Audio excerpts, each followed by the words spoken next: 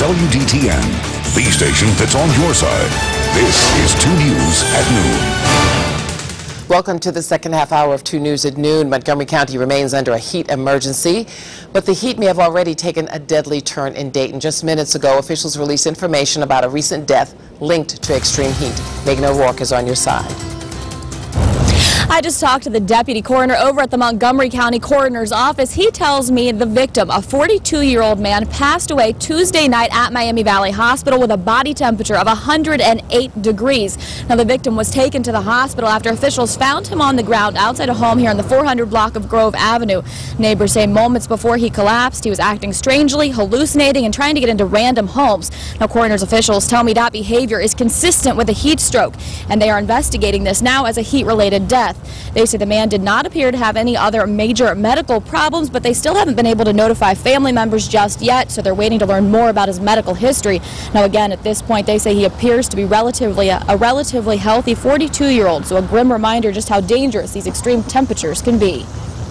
The elderly and the infants are most at risk for a heat-related injury, but anyone not taking care of their environment or not watching themselves can have injury. This is the only case we've had so far, but I suspect if people aren't watching their behavior in this kind of environment, we may have more. So this is, a good warning sign that these things can happen.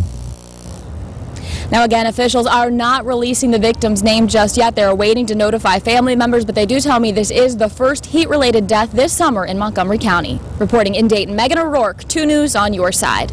But the Butler County coroner is investigating the death of a 52-year-old man. Stephen Powell died yesterday. They believe the Middletown man may have died from heat-related causes. An autopsy will be done sometime today to pinpoint the cause of his death. And these are the stories that prompt some communities to check on the elderly. We spoke with MORAINE officials who are busy alerting residents about heat emergencies and giving them information about cooling centers. But the police department is taking it another step: welfare checks on elderly family members and neighbors. These kind of heat-related illnesses sneak up on them and can get them quicker than a normal individual who's healthy and active.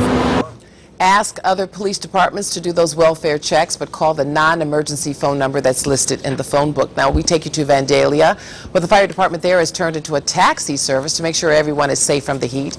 Crews are already shuttling residents to cooling centers if they need rides. Other cities provide similar services, but again, make sure you contact the non-emergency line. For your convenience, we have compiled a list of local cooling centers around the area at WDTN.com. Click on closings and delays, then select businesses to see that list. Now, this heat has prompted the Miami Valley Regional Planning Commission to issue an air pollution advisory for Clark, Greene, Miami, and Montgomery counties. That means you should avoid driving if possible. Gas your vehicle and avoid using a lawnmower until after 6 o'clock.